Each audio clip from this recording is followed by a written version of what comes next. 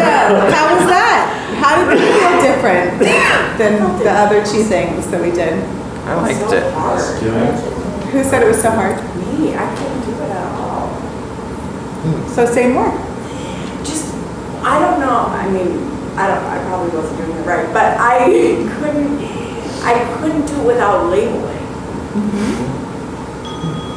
Because you're used to labeling? Is that your practice? Typically? Yes, I guess in those 10 minutes I was yet unable to really feel capable of really anything. And then, I mean, that's not true. I mean, I had 5 moments of awareness without labeling in that. A lot of minutes. But I found it very frustrating.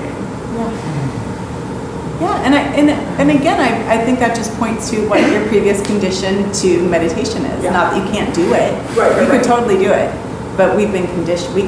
Have conditioned our minds to do it a certain way. And I could feel my mind efforting, but I also now so tired too. Like it felt doing something new in that way felt too hard for what my brain was capable of right at this moment. I had the opposite experience because it actually kept me awake, like literally awake, standing upright after walking. But I think that for me, there was moments, there's something here, yes, I see this. Then other times it was so, in terms of the activity, like kind of ordinary everyday functioning, that kind of, I just snapped back into that and I was, just like totally oblivious, and then I would somehow slide back into this as a meditation practice.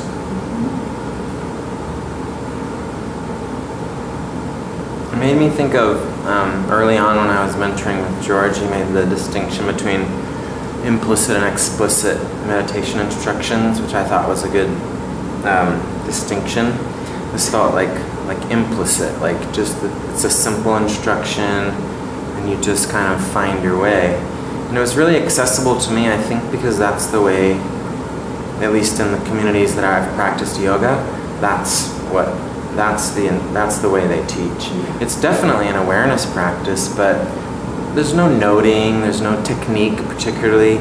They're just encouraging you to be present with your moment-by-moment experience in various contexts. So, I was taking that off the mat and just walking down the street, feeling my feet on the ground and taking in my surroundings a lot when I started doing my yoga practice. But there was never any explicit technique. It was kind of like this. And I like it. It's just kind of there's a freedom about it. So a couple things that Tejani, at least when I sat his retreat, so it's interesting, what information you got that I didn't get, is that there are 2 things that he points to a lot as mood. So paying attention to overall mood is the word that was used on my retreat. So knowing, right? So you're not just going about your business. You also are aware of whatever the overriding mood is. So it doesn't mean feeling or emotion or anything like that that's specific to a mind moment. It means your overall experience right now, right? And then another thing is right view is pointed to a lot in Tejani's teachings. And the hindrances, he was all about the hindrances. Okay, so I didn't talk about those on mine. So he was talking about hindrances on. So if we look at, I would say if his predominant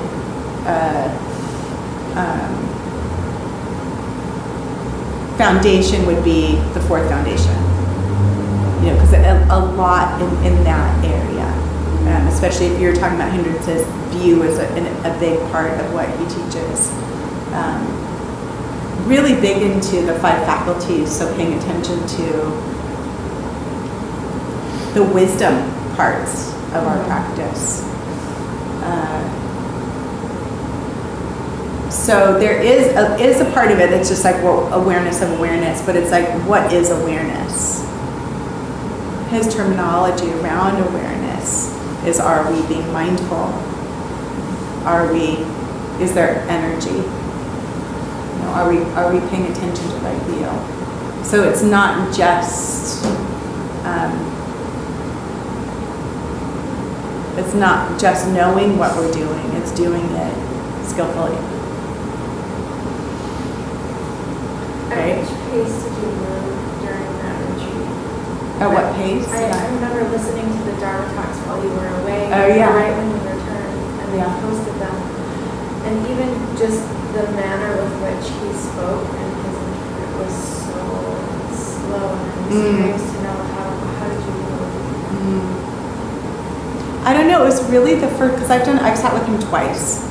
And the first time, that was my second time.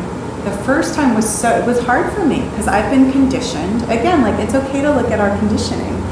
My conditioning was bells and 45-minute sits and 45-minute walks and, silence, and like that was my conditioning. So the first time I was still trying to like somehow go, okay, I'm gonna sit for 45 minutes. So really slow. But then over and over the instruction was like, don't do that. Yeah. And, and I really needed to have an anchor. I really needed my breath. To settle first. Now the second retreat, totally different. I was able to just let awareness rise. It's different. Like I feel like awareness is easier to pay attention to in motion. Really, like way easier than in sitting practice. For me, when I'm sitting with my eyes closed, I want to land on something and I want to have a sustainability first, and then I can open up into awareness. But I can't close my eyes and not have something to land on first. Like even if it's 5 breaths, I need something. So my pace was different the second time than the first time. But my pace the first time was trying to be in a retreat, or my idea of a retreat, right? That was something I played with when I was walking this time. Like, how does it change and does it change? Yeah. And his retreats are the 2 that I sat were 15 days each. So obviously, like by the time you're, in the 10th day, it's starting to everything just blends and moves. And was yours 15 days also? But But yeah. So then, obviously everything starts changing. my big frustration was that I couldn't go deep, and so my restlessness increased in proportion. And I did have an interview with Steve Armstrong, and I told him about all that, and then he said, yeah, we don't go deep with this practice, but just, you got to accept that, And then I go like, but that's unacceptable to me. Right. Well, and that's the thing. Carol Wilson, the word deep, she hates that word. She's like, the word deep is actually not any kind of goal. Sustained is a goal, is right? I'm just saying her, right? So again, we're looking at, so what does deep mean? Like, because a lot of people like to have an experience. So deep means an experience.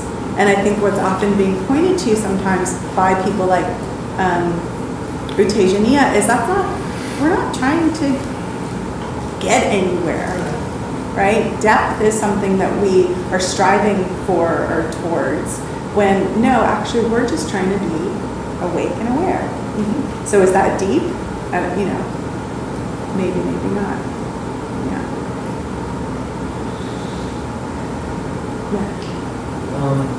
I spoke with Temple Smith last week, and he was just saying knowing and flowing. And I really liked that. He'd say, I'm trying to be knowing and flowing, and he'll look for when he's too off. He says when he's too brittle and caught up in it, and he'll say I need to step back and flow more. And then he'll say, but when he starts to feel like that's too spacey and his mind's getting all over, he'll say, well, am I still knowing the experience, or am I just flowing without knowing? But I had a question. Yeah. So my first teacher was Dave Smith, then Noah Levine. The first retreat I sat and knocked with them was Ajahn Suchito. And then I did Zen practice. And it's all been, so no noting, and it's all been more towards the choiceless awareness type stuff. And so for myself, I sometimes wonder, I just want to make sure that I'm still practicing. Because it's always been this push towards sustainability and okay, you're sitting and no emphasis on concentration. If your mind wanders, whatever, as long as you know your mind's wandering, come on back. This isn't so big a deal. Or pay attention to the mind. And sometimes I have to wonder, it's like, I keep myself still doing periods of sitting because I want to make sure, I've been practicing for 7 years, so I still feel like in the beginning, I don't feel like I'm on this other side of 25 years of practice, and so I want to make sure I'm still developing. So every once in a while, mostly I think it's fine. It's like I sit, I try to pay attention to what's going on, I try to behave ethically and kindly to behave. So I feel like I'm practicing and developing. When I look over my biography, I can feel like, oh, there's good and cultivating good things. But especially even as I facilitate a weekly class, I'm doing some Dharma leading and more of that. I just wanted to really make sure that I'm practicing and cultivating mind states that are worth. So I was just wondering if you had anything about sort of reconciling that more flowy, sustained practice, which is where I've gravitated towards, just wanting to make sure I'm practicing. And in Zen, the way they resolved it is you just do certain activities. It's like you go to the Zendo, you sit in a certain chair in a certain way, you walk a certain path, and then it's like easy to say, I know I'm practicing because I'm in this seat. Right. When you take that away, it's like, it becomes much more. Well, I guess this is why, why wanting to introduce different ideas and talk about different teachers. Because, it was always recommended to me by my teachers over the years, sit a concentration retreat. Sit a meta retreat. Sit a, really doing the different practices and seeing where your holes are. And especially if we're working with other people's minds, it's important to know, and it's important what we don't know, to say what we don't know. Go sit with Lee Brasington or something, go sit a real concentration retreat, or go sit with George Collins. Well, George is my first teacher that's emphasized concentration. Yeah. And it's been helpful for me because I've noticed that in that practice, though there's something nice to the looseness, but I also noticed that I was getting into these mental formations and mind states and not always. I guess the litmus I try to use is am I even aware of what my mind is doing? Do I know what my mind is doing? And am I watching how it's affecting me? And when I'm not practicing. And if I'm intentionally creating, or at least paying attention, then there's something to that. But I've been landing more in concentration practice lately. Because I've noticed myself really getting worked up and self-generating a lot of stuff with my thoughts that I wasn't serving. Yeah. Well, and that's my litmus test. The biggest thing ultimately always, and if I go back to this 80,000 different upaya, is suffering. This is what the big banner is. Suffering and the end of suffering. That's a big banner. And we can get all tweaky into modalities and ways of doing it and how-tos and all those things and get super, stuck on that. But really, the point is this suffering and the end of suffering. I just think if we're looking at right view, and if we're looking at all of the things that land under right view, which is karma, which is the Four Noble Truths, which is cause and effect, right? It's if we're paying attention to those things, then is that happening? And if it's not, then maybe practice needs to be shifted a little bit.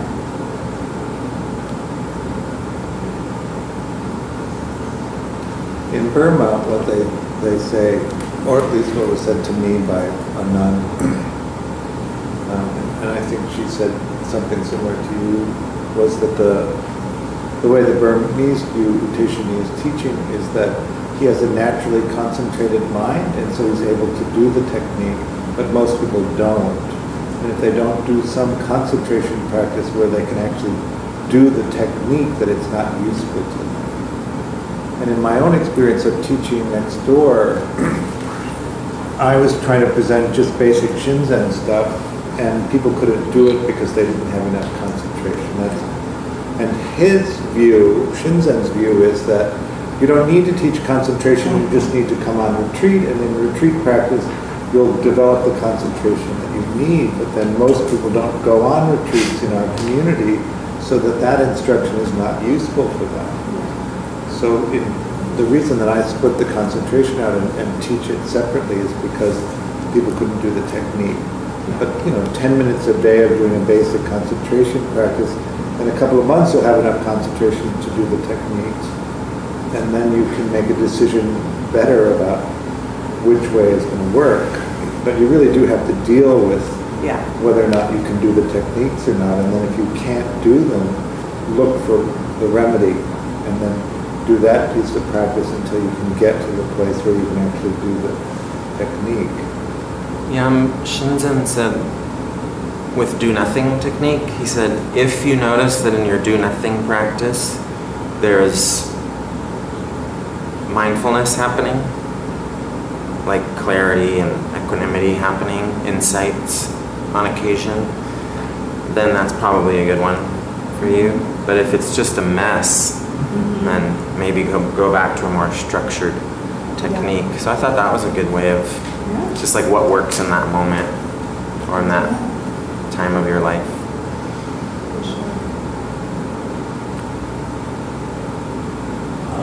It's interesting because I gravitate a lot towards this do nothing, the choiceless awareness. It's sort of would be my natural inclination a lot of times. And sort of to comment on what you guys are saying.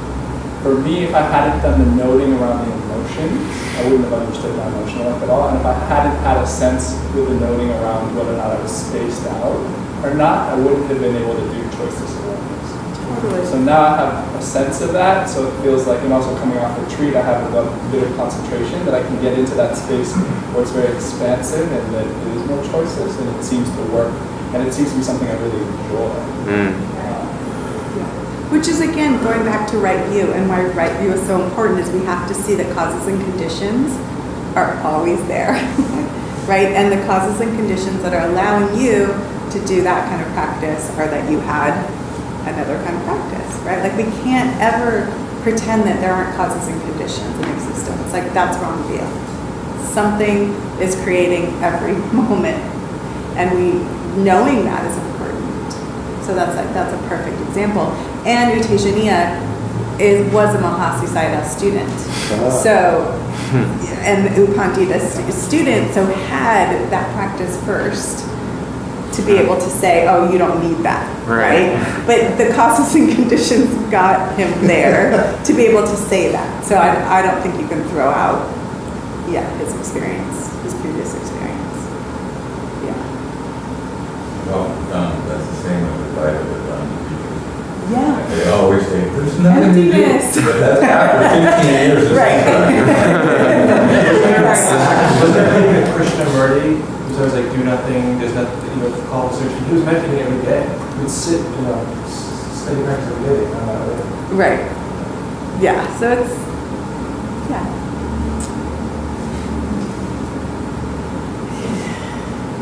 I feel like I wanted to say something from our conversation before, sort of like these two schools, one that's like natural chill and one that's labeling.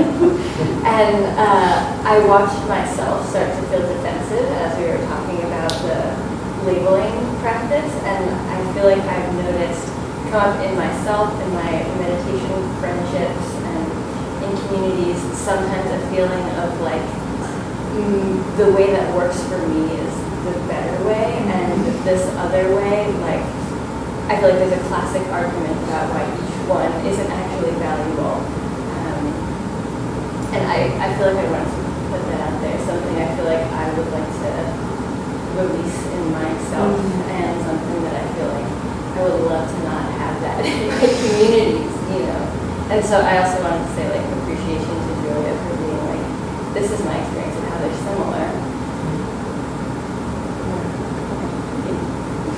I saw one more over there, and then we're gonna. You do really all recognize that all of your conditioning is different. Yeah. So one technique isn't going to fit all, one approach isn't going to fit all. It just isn't possible that that would happen. And it's under the list of secure attachments, a recognition that everybody's view is different from everybody else's view. Yeah, Which is it's- so cool. Could you imagine if we were all the same? Ew. That'd be so boring. They're just like different techniques. It's like a menu. It's not to get so upset about. It's like a menu. That's deep, huh?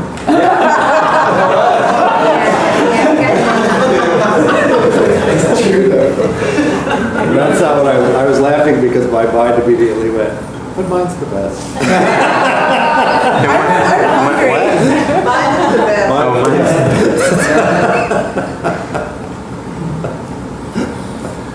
Yeah. You have to laugh in your mind frequently, I find. Yeah. So the exploration continues. It's never ending. Somewhere, 10 years from now, you're going to look back and go, wow, that's what I was doing then. And, this is what I'm doing now. And hopefully we'll just keep growing and learning and changing. But I do want to encourage everyone to sit with different teachers and to read different shit. Even if it's, like Advaita Vedanta, like you were talking about, or Hinduism and, Ramana Maharishi. And, there's so much out there to learn around emptiness and around different aspects that are helpful. And then I would urge you to pick one person and become expert at what they're teaching. Yeah.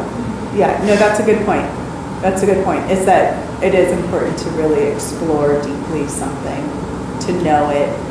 All of my teachers, the people I respect, spent years in one way, and then if they did switch, it was after many years. It wasn't like a week. Yeah, it was some time. My timing seems to be ordinary in that way. I've been studying with Shinzen for about 18 years, and now I've taken on a new teacher. Who? Me. In Ghana. Oh, yeah. Can I ask a question about that, or are we totally? No, go ahead, yeah. I feel like this is a question around Sangha. I feel like I've had an experience for myself of like dipping into, for example, having this experience of getting Indaka's metta practice and then having Shinzen's insight practice. And I start to feel like my own language. There's no other individual who fully understands my whole Totally. language. And so I feel like I would love to hear your guys' experience around building Sangha and like support for yourself in your practice, while at the same time like drawing from a number of different places. I love that George said that as securely, whatever, because I think that's so fun and interesting. To me, I want to hear what other people have to say, where they are, what's going on, and it doesn't have to influence me. Like, I can hear about it and know about it and learn from it, and love More them. about feeling understood. Huh? I'm asking more about feeling understood when I talk to someone else about my practice. So I guess my question to you would be, what does feeling understood mean? Like, do they have to agree with you to feel understood, or can you just be heard to feel understood? See? Yeah, I mean, I often have this feeling like I'm translating the way I experience. Would be like, oh, this person talks about this in these other words, so I'll shift that for them. And they've never sat in this way, so I'll talk to this person about that. And maybe that's just how it is, and it's fine. And I find myself wanting like a person where you don't have to translate it. So yeah.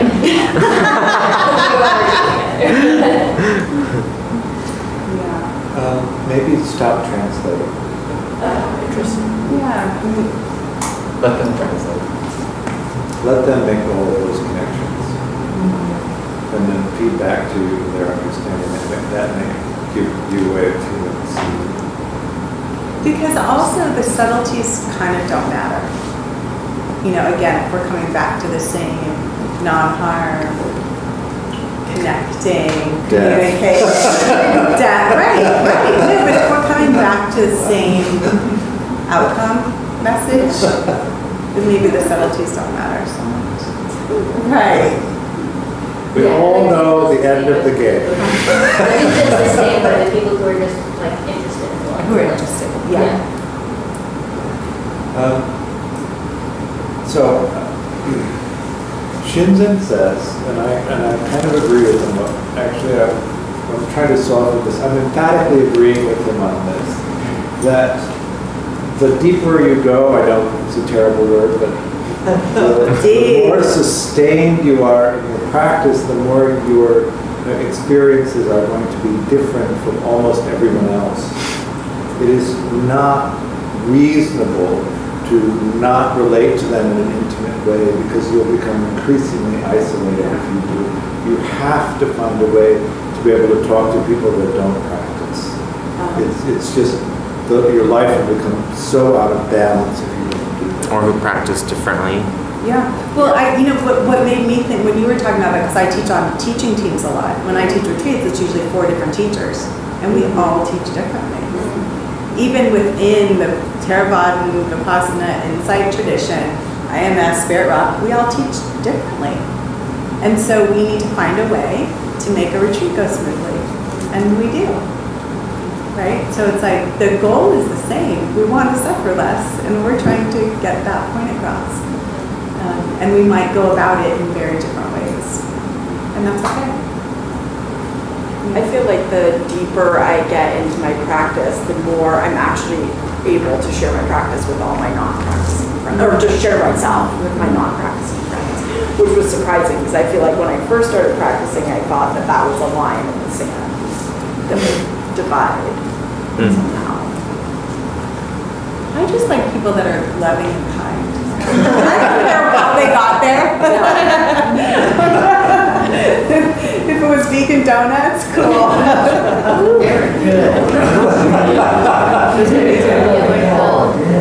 Thank you, Mo. Thank you, Mo. Thank you, Mo. And there you are. We will mail out to the reading assignments and the homework assignments hopefully in the next 2 weeks. How's that? When are we meeting again? Sounds good. We're meeting again in December, isn't it? December. You're also going to be getting your Dharma Buddy assignments, and I don't know, I think it's possible to give people an assignment that they haven't had yet. I think if anything, there might be like a role, you might be with someone that you've worked with before, but it'll be in a different capacity. I'm not very good at math, but I think we might have reached the point where everybody's, I think we're tapped out. Yeah, it we're might tapped out. be, yeah, just so you guys know, but yeah, we get that stuff around, yeah. Oh my gosh, yeah, you're gonna travel, aren't you? It'll take 2 weeks off the